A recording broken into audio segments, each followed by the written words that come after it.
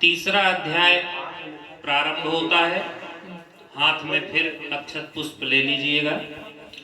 राजा उल्का मुख, साधु बणिक एवं लीलावती कलावती की कथा है। श्री सूत जी कहते हैं कि हे श्रेष्ठ मुनियों, अब मैं आगे की कथा कहूंगा, आप लोग सुने। प्राचीन काल में एक उल्का मुख नामक राजा था। वह जितेंद्रिय, सत्यवादी, अत्यंत बुद्धिमान विद्वान राजा था। प्रतिदिन देवालय जाता था, ब्राह्मणों को धन देकर संतुष्ट करता था। कमल के समान मुख वाली उसकी धर्मपत्नी शील, विनय, सौंदर्य आदि गुणों से संपन्न पतिपरायण थी। राजा एक दिन अपनी धर्मपत्नी के साथ भद्रशिला नदी के तट पर श्री सत्यनारायण का व्रत कर रहे थे। उसी समय व्यापार के लिए एक संपन्न वणिक साधु वहां पर आया। नाव को नदी के तट पर स्थापित कर राजा के समीप गया और राजा को उस व्रत में दीक्षित देखकर विनय पूर्वक पूछा, राजन, आप भक्ति युक्त चित्त से क्या कर रहे हैं? मुझे बताएं, मैं सुनना चाहता हूँ।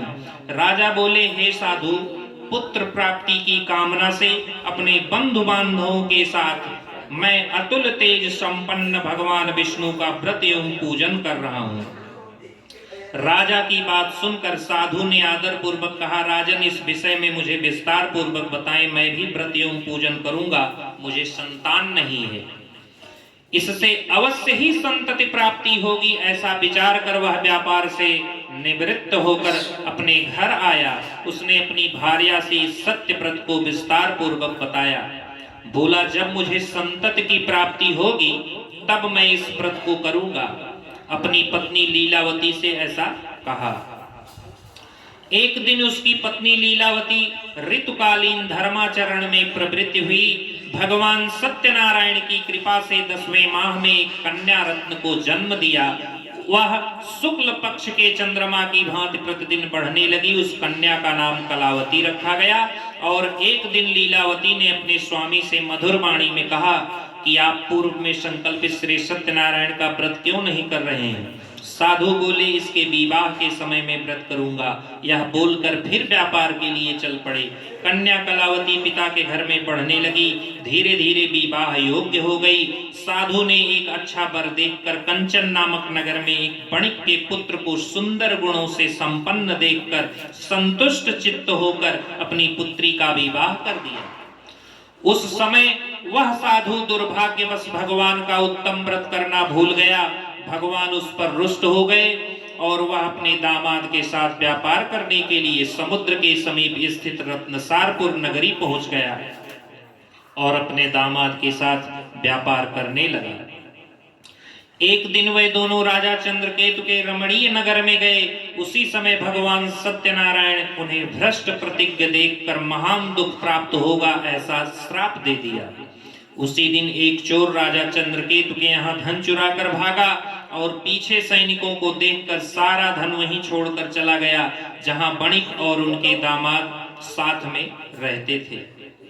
सैनिकों ने वणिक और उनके दामाद को बांधकर राजा के पास ले आए और बोले, राजन, मैं 2 चोर पकड़ कर लाया हूँ।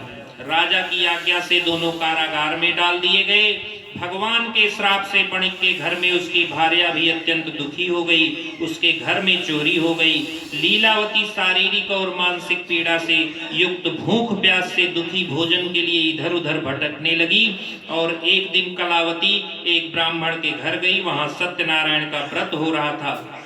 उसने सुना और प्रसाद ग्रहण कर घर वापस आई और अपनी माँ को बताई, माँ, मैंने एक मनोरथ प्रदान करने वाली कथा सुनी। कन्या की बात सुनकर लीलावती भी व्रत के लिए उदित हुई और श्री सत्यनारायण का व्रत किया और प्रार्थना की, भगवान हमारे पति एवं जामात के अपराधों को क्षमा करें। भगवान संतुष्ट हो गए और उन्होंने राजा चंद्रकेतु को स्वप्न में बोले, राजन, उन दोनों वणिक पुत्रों को छोड़ दो, वे निर्दोष हैं, अन्यथा तुम्हारा राज्य सहित धन और पुत्र सब नष्ट हो जाएंगे। राजा प्रातः काल उठते ही अपने सभासदों को यह बात बताई और आदेश दिया कि दोनों बणिक पुत्रों को बंधन मुक्त कर दो। और राजा ने क्षमा मांगकर दोनों बणिक पुत्रों को उनका सारा धन वापस करके उन्हें विदा कर दिया। वे दोनों महावैश्य अपने घर की ओर प्रस्थान किए। इस प्रकार स्कंद पुराण के रेवा खंड से यह तीसरा अध्याय पूर्ण होता है। बोलिए श्री सत्यनारायण भगवान की जय।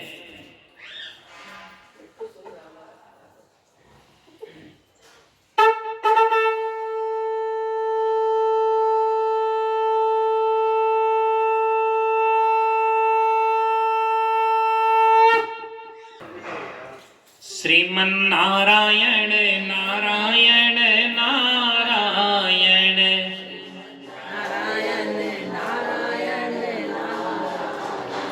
हरिमन्नारायण नारायण नारायण हरिमन्नारायण नारायण नारायण भजमन्नारायण नारायण नारायण